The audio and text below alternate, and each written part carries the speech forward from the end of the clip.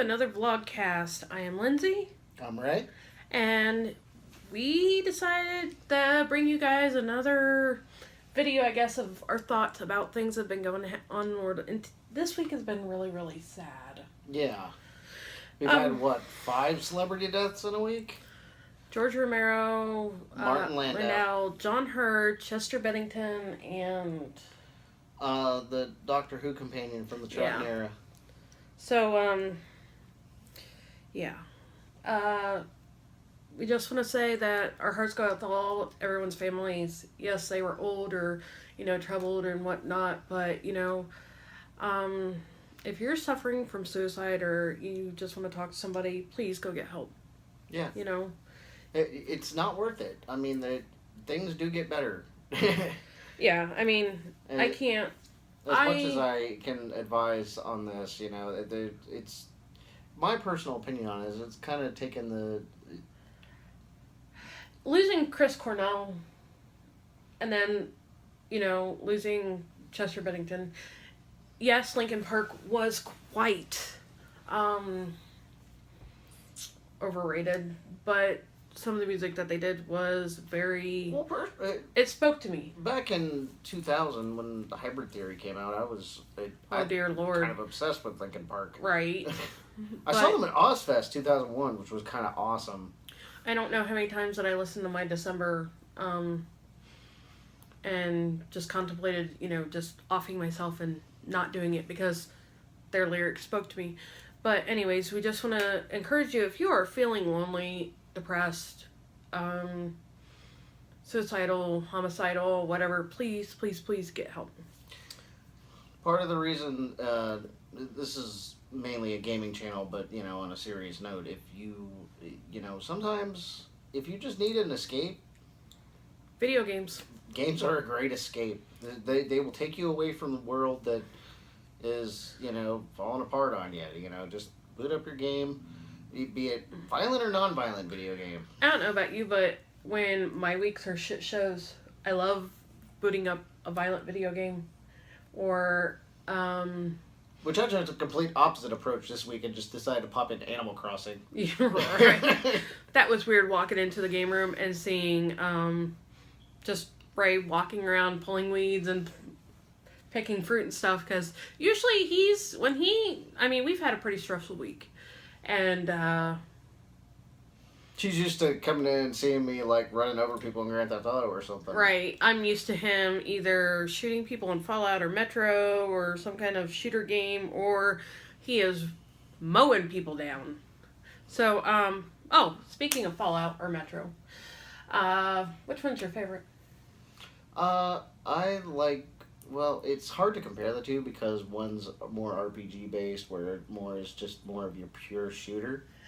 Right, but you can make Fallout 3 and Fallout 4 first-person shooter games.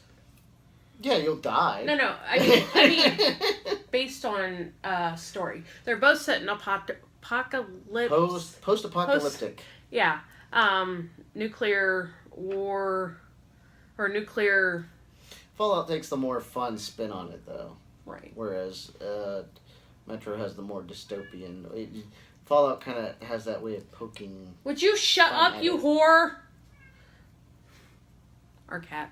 But I know that when you played Metro, you really, really liked it. You played it a lot. So... Yeah. Metro's a good game. It's a good series. I'm glad to see they're bringing a sequel out. Right. Well... more like a trilogy, because there's Metro and there's Metro Last Light, and then there's this one that's coming out, so... Right. Please give us your thoughts if you like Fallout or Metro. I know they're not the same, but it's a matter... I thought, hey, they're, it's kind of like parallels. So, DC finally surpassed Marvel in a movie. Yeah. Wonder Woman made, I think, $368 million at the box office. Which beat Deadpool. It's very hard to beat Deadpool. I love Deadpool. Well, you also have to keep in mind that Deadpool was R-rated. Right. Not everyone was taking their kids to see that. Where Wonder Woman has that more. No. But they had kids in the theater, and then they bitched about how this isn't kid friendly. He's a superhero. No, let me stop you right there. Not quite. He is not. He is not. He's superhero. There's no way in hell that Deadpool is a superhero. He's the anti-villain. Yeah. Or anti-hero. Which one is it? Anti-hero. Whatever. But he's anti-villain too. Right. And another. Well, also Wonder Woman had that whole. The eyes jiggling. Oh my god. Bring your kids and yeah, that it showed role model. It showed a lot of little girls that hey, you can be a superhero too. Well, honey, I would be Batman if I could. Speaking of, that's going to bring us to the new Doctor Who. Doctor Who. There's a lot of hate going around because what's her name? Jodie Whittaker was cast as the 13th Doctor. Right, and to some people this is earth-shattering. Because, oh my god, Doctor Who for the past 54 years has been nothing but a male. And I guess the guy... Well... They wanted in the 80s, right? You were saying something about... Yeah, the original Sidney Newman wanted to make Doctor Who a female back in 86. But the guy who was doing it at the time just wanted to destroy the entire series. He hated it, wanted it gone.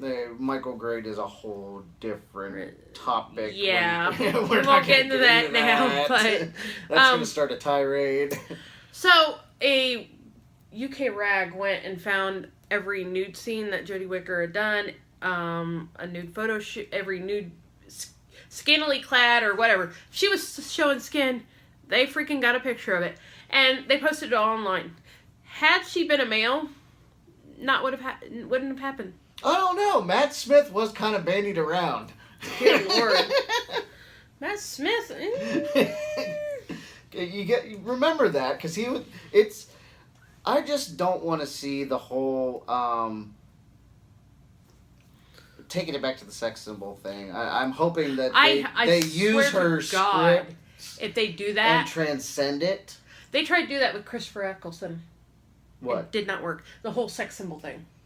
Yeah. Doctor Who has never, ever been a sex symbol in the entire freaking thing of it. You know? Matt Smith. I'm sorry, but he's fine. Okay. David Tennant is fine. But, that's the only reason I got with him is because his last name Tennant.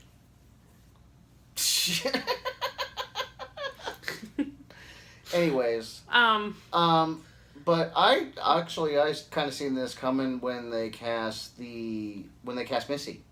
Right. Like, the writing was on the wall. Hey, if the female Master can be a female, why can't the Doctor? I could see that kind of playing Master is a female? The Missy. Oh, right. Oh, yeah, because, never mind. Yeah. Excuse me, brain fart. Oh. Yeah, and then they brought back John Sim. Who was the best Master, by the way? Right. And then, also, Harvey Atkins died this past week. Voice of King Koopa from... from the Super Mario Brothers Super Show. Yeah, and that made me sad. So, also, today's your birthday. Yes, today's my birthday. Yay, happy birthday to me. Well, why don't you show them what you got for your birthday? Oh, I got this cool pillowcase with a bunch of horror characters on it. There's Jason, Freddy, Michael Myers, Leatherface, Chucky, and whatever that creepy doll thing is. From Children of the Corn. And there's Pinhead. And so that brings us to George Romero Yes. and Martin Landau. Both died on the same day. Yeah, horror icons. This year, out of all the celebrity deaths, like last year, David Bowie's death was absolutely traumatizing for me. I have his... Carrie Fisher. Who? Carrie Fisher. Oh, yeah, Carrie Fisher. But, I have the Rolling Stone edition of Rolling Stone magazine that they did with David Bowie, and I still can't read it. I own Black Star. I can't listen to it. I can't listen to any of his music right now because it just makes me... I I cry. But George Romero. My brother is such a huge fan that he's absolutely devastated when he heard the news. Our friend and Ray's coworker called and said George Romero died. I was like, no, he didn't. Let me look at this up. So I go on fact checking. I type into Google, George Romero dead. Pops up. Boop. I'm like, holy shit. Call Ray. Ray, George Romero died. Nah. Yeah, he did. Google it. Ray goes to Google. Types it in. Pops up and he's like, holy shit. Sad face. And then we get the news later in the day, Martin Landau died, and it was like, well, shit. This is a horrible day for the horror genre. I think my favorite George Romero movie is Diary of the Dead. I love that movie. I will watch it over and over and over. And I do not know how many times that my brother has made me watch the original Dawn of the Dead. I think that's his favorite. Not really sure. Because he loves everything that Romero did. Yeah, my personal favorite was The Crazies. The original Crazies. Dear Lord, that I could not watch that. That was just too freaky for me. I liked it. Dear Lord. Yeah, a lot of his early stuff that he did between Night and Dawn were really, really kind of on the edge. Like Martin, also in that era. Season of the Witch in that era. Yeah. My favorite Martin Landau movie is his appearance in Deadwood. Yes, when he played Bela Lugosi. Yes. That was a really good rendition of Lugosi as the salty old man. Salty old man. He was a salty old man in that movie. Another thing that went on this past week was there was a autism convention, something to do with autism. Not really sure. Oh, there was an autism convention? Yeah, there's an autism convention. If you don't know, Ray and I have a total of 3 children with autism. His daughter and 2 of my sons are diagnosed high-functioning autistics. All different forms. Yeah. It's a fun day around here sometimes. We have PDD-NOS, which is his daughter.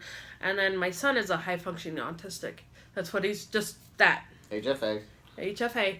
And then we have one that is... The third one we're not quite sure yet. Yeah. I'm thinking he's on the lower end of the high-functioning, almost Asperger's. But he also has sensory perception disorder, or processing disorder, ADD, and ADHD. So he's a space cadet, beatboxing ballerina. But...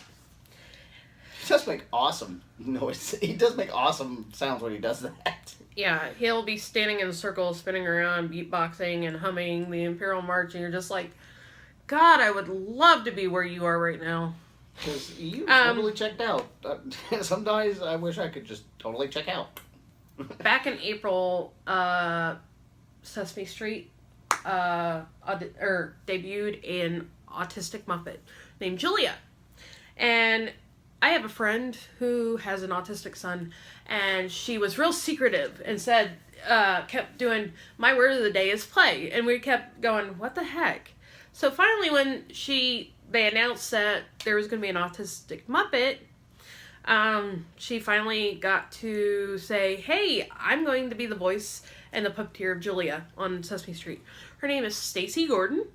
You can find her on Facebook. She's a puppeteer. She makes her own puppets. You can also find her shop. It's called Puppet Pie on Facebook. I don't know if she has a .com or a store or anything, but I have several puppets of hers. They're little finger puppets of cats I've lost in the past. She made me a gray kitty with wings and tiger stripes from when I lost my cat Katrina. And then she made me an orange cat with tiger stripes, angel wings that was a kitten that one of my cats gave birth to that died in childbirth. So she made me those, and she's really, really awesome. She also inspired my son to make... Where is it? I'll have to find it. Our son made a Trump puppet. Or a trumpet. Donald Trump puppet. Hand puppet, sock puppet, and Hold on, I'll go look. I think it's over in the box. No, behind. Oh. Yeah. Yep, I think it's in here. Is it in there? Yep. So one day, my son comes home, and he is obsessed with Donald Trump. I do not know why. But he's just like, Mom, I want to be Donald Trump when I get older. What the heck, child? And he goes, Donald Trump has really stylish hair. And our other autistic son goes, well, that's rude. And we're like... Yes, here's Donald Trump the puppet. As you can see, he has an awesome hair. Awesome hair. The big tie. It's a huge tie. It's a huge tie. And it's a big red tie, too. But I commented that the kid did not make him an orange sock. He made him a pink sock. And he says, well, at least I gave him a big nose. Right. So for some reason, our son decided to make a Donald Trump puppet, which is kind of cool in the creative aspect. However you lean politically, still president of the United States. It's still creative. It just shows how creative autistic people can be, and that they are so much more than their diagnosis. Oh, open his mouth. He has a tongue and a... Yes, he has a tongue and a bottom mouth. So, as our shout out of the week, go visit Puppet Pie on Facebook and on Etsy. I know that she has a shop on Etsy. Yes. And then Stacy Gordon on Facebook. I think she has a performer page on there. And go check out Julia. She's just an awesome character. And our kids can really, really relate to her. This might be a recurring character. Dear Lord.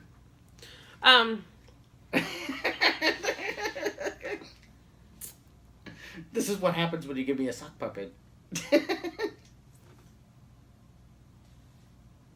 Don't touch me. So, alright. So, anyways, another thing I want to bring up is, Jesus freaking Christ, take it off. Nope, he's going to chill with us for the rest of the video. Dear Lord. I make him do these things, and then he's like, well, we need more content. So I make him do these things, and what does he do? He trolls me. He trolls me. I try to make things entertaining for the folks at home. Does his eyes move? Yes, they're googly eyes. See? I think my dad gave me one year for Christmas a rock that had googly eyes on it. Really? Yeah. It's like a piece of agate that has googly eyes on it. What are your top 5 current favorite games or systems? Or current system games. Let's see. We'll just jump across all platforms here. Actually, we'll stop at PS2. Stop at PS2 generation, Dreamcast, all that. Oh, we could do PS3. PS2 to PS3, PS4, anywhere in any consoles within those generations. Okay. Was it generation 5? Current gen, no, we're at like 8. Oh. Current gen is PS4, Wii U, Switch, and Xbox One. Okay. Yeah. So, for current generation games, I'm going to have to say... Wait, hold up. What? Stop. Wait a minute. Switch is its own gen. Switch is its own gen because there's the Wii U. Even though it failed, it was still there. Well, no, I'm kind of counting them both in the same console generation. I just rolled my eyes so hard. Why? Because it's a different generation. They failed with the Wii U. They moved on to the Wii. I suppose Nintendo is starting Switch. the new generation. All right, we're going to get into this debate. So, I'll put Mr. Puppet back. Okay, between generations 6, 7, and 8, top 5 favorite games. One for each generation, or what? Yeah, whatever you feel like. For the the PS3 generation, that's a very tough call because there's so many games. Marvel vs. Capcom 3. Yes. Grand Theft Auto 5. Yep. Super Mario Galaxy. I never really got to the Wii games of... Yeah, Super Mario Galaxy was fantastic. I've been raving about it for almost 10 years. Because you're a Mario fanboy who likes to get on his knees. I'm sorry, is there something wrong with liking Mario? Our princess is not a castle. Bitch, stay put. Anyway. Don't make me bring the puppet back out. Dear Lord. Okay, so finished. You got 2 more games. Breath of the Wild. Ooh. That game is freaking amazing. Yeah. And, We're gonna have to bump a game off my list. And I'm going to have to say, Fallout. Which Fallout? 3 or 4. Okay, New Vegas. Preferably on PS3. Breath of the Wild. I'm gonna have to go with Rez for PS2. That's so not current gen. I said between Gen 6, 7, and 8. Oh, okay. Did you not hear me? 6 is PS, Dreamcast, PS2, GameCube, Xbox. Oh, hell. I didn't even include GameCube. God damn. That That's why I said- deserves its own little thing. Yeah, that's why I said current or not current. Okay, if we're gonna drop off the Generation 6, so 7 and 8. Alright, that changes If things. we're recording Console Wars for it, it ain't current.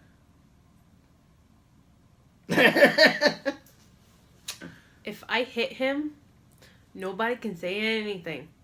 Okay, so just Generation 7 and Generation 8. Okay, that changes things. New Vegas for PS3.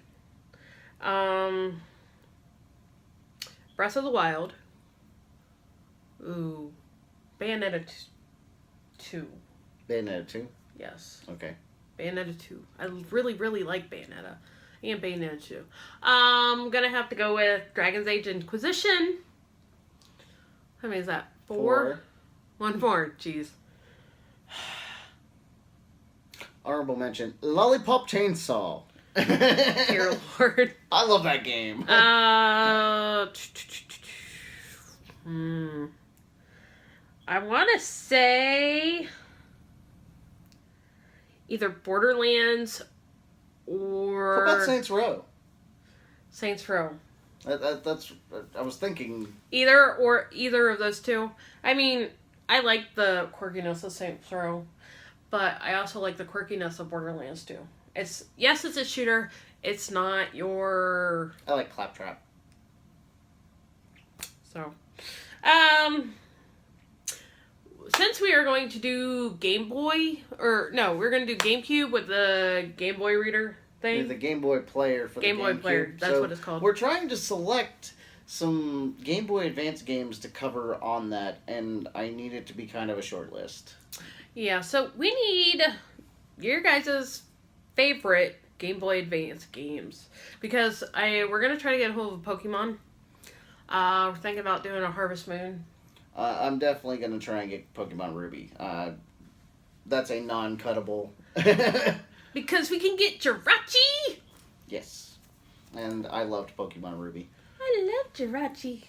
Also, thinking about some other classic titles for Game Boy Advance. Advance Wars, Fire Emblem.